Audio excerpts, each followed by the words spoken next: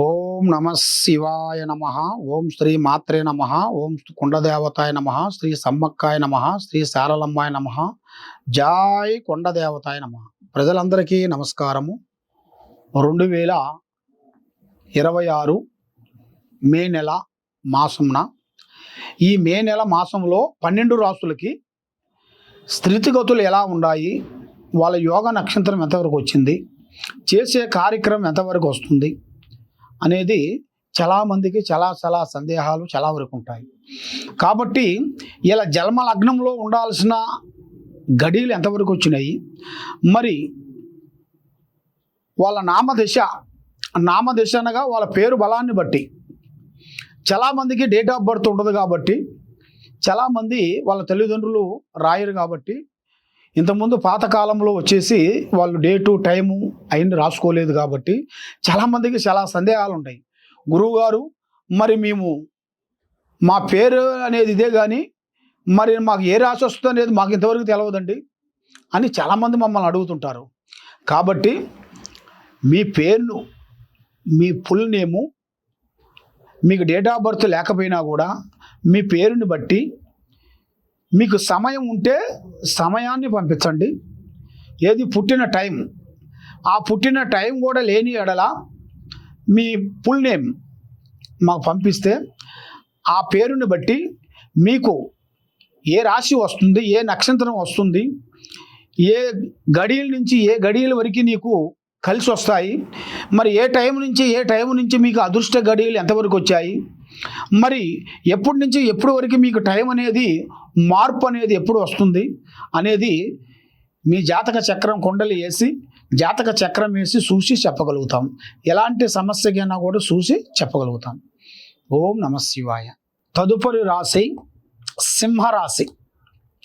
మరి సింహరాశిలో ఉండవలసిన వాళ్ళందరికీ వాళ్ళ జీవిత యోగాన్ని పెట్టుకొని చూసుకుంటే గత సంవత్సరంలో కాకుండా గత సంవత్సరంలో మీరు పడ్డ బాధలు, మీరు పడ్డ కష్టాలు మళ్ళీ మీకు ఈ సంవత్సరంలో మీకు ఈ 5వ నెల నుంచి కొన్ని మార్పులు రాబోతున్నాయి. ఈ సింహరాశి వాళ్ళు చాలా వరకు ధైర్యవంతులు. ఏ కార్యక్రమైనా కూడా అవలీలగా సాధించగలుగుతారు. రాజకీయం కానీ, వ్యవసాయంలో కానీ, ఉద్యోగంలో కానీ, బిజినెస్లో కానీ, స్త్రీ విషయంలో కానీ, కళ్యాణ విషయంలో కానీ, ఏ విషయంలోనైనా చాలా ఫాస్ట్గా ఉంటారు. దెబ్బలాట్లైనా ముందే ఉంటారు. కాబట్టి ఏదైనా సరే కొంచెం ఆలోచించి అడిగేయండి. తొందరపాటు అనేది ఉండకూడదు. దానివల్ల లేనిపోయిన సమస్యలు కొంచెం ఎదురొచ్చే మార్గాలు కొన్ని కనబడుతున్నాయి. మరి ఈ సింహరాశి వాళ్ళు ఒక స్త్రీ నుంచి చక్రం జరగబోతుంది, అదృష్ట యోగం. ఆ స్త్రీ నుంచి మంచి జాతక యోగం అనేది మార్పు వస్తుంది. మరి వీళ్ళు ఏ విషయమైనా కూడా మనసులో ఒకటి బయట ఒకటి నటించే నటన వీళ్ళ దగ్గర ఉండదు. ఏదైనా యథార్థంగా మాట్లాడతారు, కొబ్బరికాయ పగలగొట్టినట్టుగా ఏదైనా ఓపెన్గా ఉంటుంది. కాబట్టి ఈ రాశిలో ఉండవలసిన వాళ్ళు వీళ్ళ మీద ఉండాల్సిన నరఘోష ఎక్కువగా కనబడుతుంది. అనగా ప్రజా దిష్టి. బాగున్నారు వీళ్ళకేం తక్కువ, అభివృద్ధిగా వస్తున్నారు, భార్య ఒక పక్క సంపాదిస్తుంది, భర్త ఒక పక్క సంపాదిస్తున్నారు, తల్లిదండ్రులు ఒక పక్క సంపాదిస్తున్నారు, అన్నదమ్ములు ఒక పక్క సంపాదిస్తున్నారు. వీళ్ళ కుటుంబం అంతా కలిసిమెలిసి బాగున్నది. వీళ్ళ కుటుంబాన్ని చెడగొట్టాలని చాలామంది కూడా నరప్రయోగం అనేది ఎక్కువగా కనబడుతుంది. కాబట్టి మీరు ఏ కార్యక్రమైనా కానీ, ఏ పనైనా కానీ తొందరపాటు అనేది ఎక్కువగా ఉండకూడదు. రేపు చేయాల్సిన పని కానీ, రేపు చేసే పనులు కానీ ఎవరికి పబ్లిక్ చేయొద్దండి. ఏదైనా సరే పని అయిన తర్వాత చెప్పుకోవాలి కానీ పని కాకముందు ప్రాణము లాంటి స్నేహితులు కానీ, మిత్రులు కానీ, బంధువు కానీ ఎవరికైనా సరే చెప్పి చేయకూడదు. చేశారో దానివల్ల లేనిపోయిన సమస్యలు ఎరకపోతారు. కాబట్టి ఏ కార్యక్రమైనా కానీ, ఎక్కడికి పోయినా కానీ మీకు భగవంతుడు ఇచ్చినట్టుగా భూమిలో బంగారం దొరికే అదృష్ట యోగం అంటారు. అలాంటి అదృష్ట గడియలు మీకు రాబోతున్నాయి.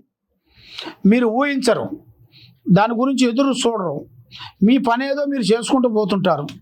అది మీకు అనుకోకుండా ఎవరో ఒక రూపం నుంచి మీకు సాకారం హెల్పింగ్ చేయమని ఆ విధంగా వస్తుంది.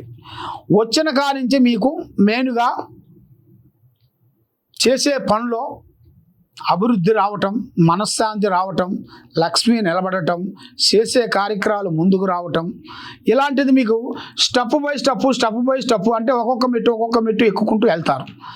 అప్పుడు మీకు ఒక పెద్ద స్థాయిగా మీరు నిలబడిపోయి కుటుంబంలో కూడా బాధ్యతలో కూడా అభివృద్ధిగా పొంది, చేసే బిజినెస్ పరంగా కూడా అభివృద్ధిగా పొంది, అనుకున్న దాన్ని అనుకున్న టయానికి తప్పకుండా సక్సెస్ చేసే మార్గాలు కూడా మీ జాతక యోగంలో చాలా వరకు కనబడుతున్నాయి. కాబట్టి ఈ సింహరాశిలో ఉండవలసిన వాళ్ళకి మెయిన్గా నల్లటి వస్త్రములు ఎక్కువగా వాడకూడదు. ఏ పనైనా కానీ, ఏ కార్యక్రమైనా కానీ వీళ్ళ ప్లానింగు, వీళ్ళ ఐడియా ఏరే వాళ్ళకి ఇవ్వకూడదు. ఏరే వాళ్ళకి వీళ్ళు చెప్పారనుకోండి, మళ్ళీ అవి తిరిగి రావు. ఒకటి అనుకుంటారు, వీళ్ళు ఇంకోటి చెబుతారు. వీళ్ళు అనుకున్న ప్లాన్కి దానికి దీనికి సెట్టే ఉండదు. దగ్గరకు వస్తాయి, కొన్ని పనులు దూరం అయిపోతుంటాయి. ఏది చేసినా కూడా ఏదో ఒక సమస్య ఎదురవుతుంటుంది. మరి ఇలాంటి మీకు సమస్యలతో మీరు ఎక్కువ రోజులు సతమతం అవుతున్నారు కాబట్టి మరి మీరు ఎక్కడెక్కడో పోయి జ్యోతిష్యం చెప్పించుకొని నిరాశ చెంది ఉన్నారు కాబట్టి తప్పకుండా ఆ అమ్మవారు దయ వల్ల మీకు మంచి రోజులు రావాలి అంటే మీరు పెద్దవాళ్ళ ఆశీర్వాదం ఒకటి ఉండాలి. ఏ కార్యక్రమైనా సరే తొందరపడి చేయొద్దు. అది ఆలోచించి ఇది మనకు అవుతుందా కాదా. కొంతమంది మీ దగ్గర ఉండి మీ దగ్గర ఒక మాట, మా దగ్గర ఒక మాట, ఏరే వాళ్ళ దగ్గర ఇంకో మాట చెప్పి మోసం చేసేవాళ్ళు ఎంతోమంది ఉన్నారు. కాబట్టి మీరు అలాంటి మోసం విషయం అనేది మీరు పోకోకుండా ఉండాలి అంటే ముందు జాగ్రత్తలు కొన్ని తీసుకోవాలి. మీకు అదృష్ట యోగం అనేది ఒకటి రాబోతుంది. ఆ గడియలు కూడా అది ఊహించని గడియలు నీకు 5వ నెల 25వ తారీఖు నుంచి మీకు మొదలవుతాయి. తొందరపాటు అనేది ఎక్కువగా ఉండకూడదు. ఏ పనైనా కానీ, ఏ కార్యక్రమైనా కానీ ఆలోచించి అడిగేయండి. తొందరపడి మీరు దెబ్బతిన్నారనుకోండి, మీ కుటుంబానికి చాలా వరకు ఇబ్బందికరమైన సమస్యలు కనబడుతున్నాయి. ఒకటి కాదు, చాలా ఉన్నాయి. ఎందువల్ల అంటే ఒక గ్రహం ఒక రకంగా ఉంటే ఇంకో గ్రహం ఇంకో రకంగా తిప్పుతుంది. మనశ్శాంతి ఉండలేదు. మరి నమ్మిన వాళ్ళు మోసం చేస్తుంటారు. కొన్ని కార్యక్రమాలలో కూడా మీకు నమ్మిన వాళ్ళు కూడా మీకు మోసం చేసి మిమ్మల్ని ఇబ్బంది చేసి మానసికమైన ఒత్తిళ్ళు మిమ్మల్ని పెట్టి ఎంతో టెన్షన్ తెస్తుంటారు. కాబట్టి మీరు జాగ్రత్తగా ఉండండి. ఏ పనైనా ఎవరిని గుడ్డిగా నమ్మకోకండి. ఆ భగవంతుడు దయ వల్ల మీకు అన్ని రోజులు మీకు ముందుకు రావాలంటే, ఆ లక్ష్మీ గడియలు మీ చేతికి రావాలంటే మీకు ఆ భగవంతుడు దయ వల్ల మీ మీద నుంచి జయప్రదంగా ఉండాలని మనస్ఫూర్తిగా కోరుకుంటున్నాను. ఓం శ్రీ స్వామియే శరణమయ్యప్ప.